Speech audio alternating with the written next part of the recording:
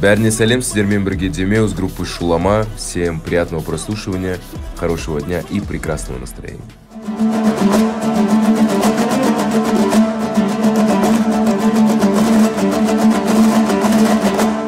Ұзақ уақыт бойы қазақстандық әртістер совет атадан қалған бір ғана үлгіні ұстануға мәжбүр болды.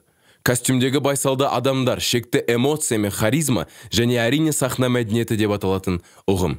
Көпшілігіміз мектеп кезіндегі концерттерде өнер көрсеткенде киген түрлі костюмдер, тіп-тік ұстаған беліміз бен драматизмға толы қимылдар көз алдымызға елестейді. Қазақстандық шоу-бизнесте сахна образының айқындылығы болмады. Біреулер көрші елдердің әндерін ұрлап пайда тапса, екіншілері жаңа бір нәрсе әкелуге тырысып, андеграундта қалып жатты. Осы белгісіздік салдарынан қазақстандық эстрада мен поп артистер шетелдік образдарды қайталаумен шектелді.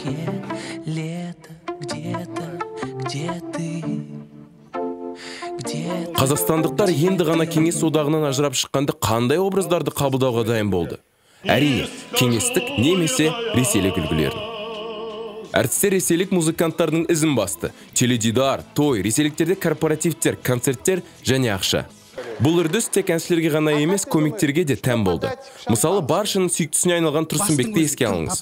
Сол бір қалып, костюм, экспрессия, мәдениет. Сол бір жол, теледидар, той, концерттер. Әрине, сол уақыттың өзінде деколонизацияның алғашқы белгілері байқала бастады. Мысалы, Батырхан Шүкеновтың қазақ тіліндегі альбомы Орда бойз бенді немесе Қазақстан мемлекеттік телеарнасының ашылуы. Дегенмен, ұлттық образдың немесе өзіндік стильдің сол кезде сәнге айналғаны жоқ. Көптеген адамдар сол кездегі әртістер табыстың аздығынан ұлттық стильде өнер көрсетуге қорықты деп қате ойлайды. Алайда мәселе ақшада емес, ұлттық көңіл күйде болды. КСРО-ның отаршылдық саясатының салдарынан қазақстандықтар өздерінің ұлттық болмысы мен бірегейлігін ұмытып қалғандай еді. Тіпті кеңес дәуірінде қазақтың ұлттық стилінде ән салған эстрада әртістері болған. Бірақ уақыт өте тәуелсіз Қазақстанда мұндай әртістер саны айтарлықтай азайды.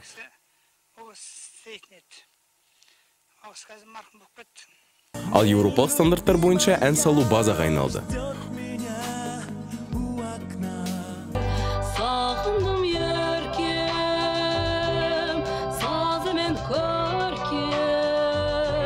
Бұл тұрғыда бәрі Қыз жібек фильмімен сол вақыттағы Беспаев сияқты санаулы музыканттармен шектелді.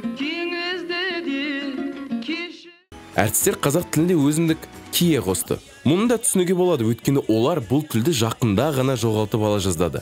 Бірақ ең маңыздысы олар сахнаны қасиетті етті. Дәл осыны біз совет атаның мұрасы ретінде қабылдадық. Сірә музыка мұғалімдеріне талай рет естіген шығарсыз, сахна қасиетті орын. Онда бұлай тұруға, мұнаны жасауға болмайды деген сөздерді. Сол себепті сол кезеңнің сахнасында біз Нирвана сияқты топтардың өнер көрсетуін көрген жоқпыз. Мұндай әрекеттер біздің сахнада мүлде қолайсыз еді. Біздің сахнада тек дұрыс әртістер, рухани маңызы бар тақырыптармен, мысалы терме немесе халық әндерімен өнер көрсететін. Қалған уақытта әртістер барынша байсалды өнер көрсетіп сахнаға шығатын. Ал комедияда міндетті түрде моральдық мәні бар тәрбиелік элементтер болуы қажет. Қазақстандық әртістер ресейлік сахнаны үлгі тұтып, ресейлік тыңдармандардың мойындауын қалаған. Көп жағдайда олар өздерін төмендетіп, тіпті кейде өз ұлтын да кемсітетін. Интернеттің әсіресе әлеуметтік желілердің пайда болуымен адамдар қазақ тілінің тек көршілермен қарым-қатынас жасау құралы немесе жоғары руханияттың көрсеткіші ғана емес, өзін таныту тәсілі екенін түсіне бастады. Интернеттің таралуымен қазақстандықтар тілдің адамдарды біріктіретін және оның элитарлы емес екенін мойындады. Олар сахнада қазақ тілі арқылы тек философиялық тақырыптар ғана емес, қарапайым тұрмыстық мәселелерді қозғауға болатын ұғына бастады. Мысалы, көңіл көтеру туралы. Не болмаса қарым-қатынастан шаршаған жайлы.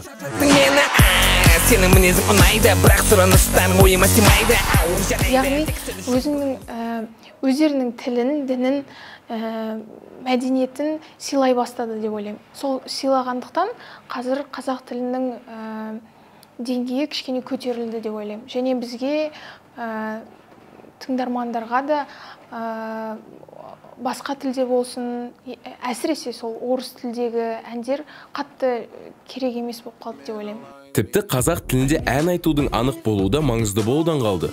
Ең бастысы оның қалай естілетіні емес пе?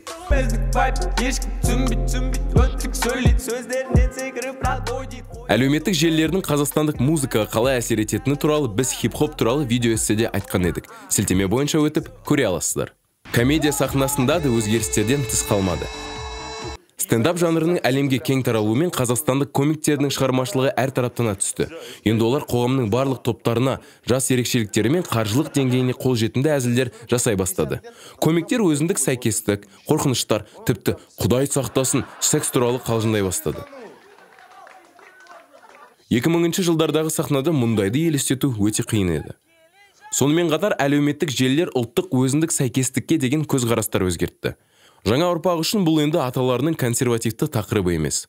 Олар өмірге деген көзқарастарына қарамастан өздерінің осы мәдениеттің бір бөлігі екенін түсіне бастады. Мысалы, тақияны тек наурызда ғана емес, заманауи әннің клипінде де киюге болатынын көрді. Ең қызығы, бұл өзгерістер батыстан Ресейде солай істеп жатқандықтан емес, ішкі қажеттіліктен туындады. Түсініктірек айтып кетсек, бұрын қазақстандық поп әртістер Ресейде жасалғанның барлығын көшіріп алатын, тіпті ол нәрселердің өзі Ресейде пайда болмасады.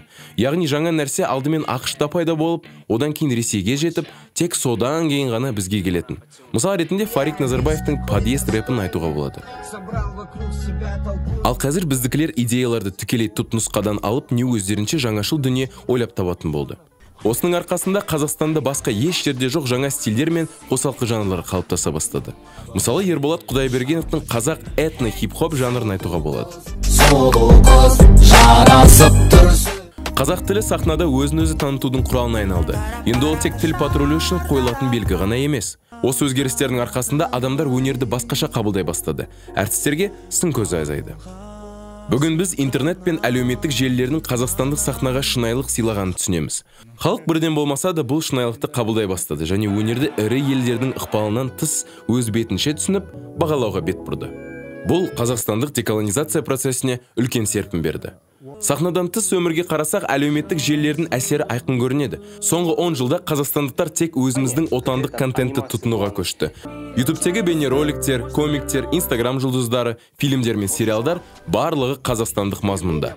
Бұл контент батыс немесе Ресейден алынған, қазақы халыққа оралған өнім емес, шын мәнінде сапалы, қызықты және төлтума шығармашылық.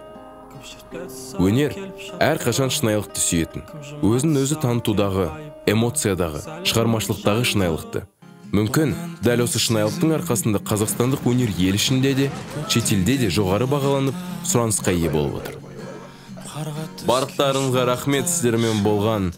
Мен осы аудионы озвучивать еткен жігіт. Всем добра, всех люблю. Чтобы у вас все было хорошо. С Новым годом, ребят. 2025 год. Я вас всех обожаю.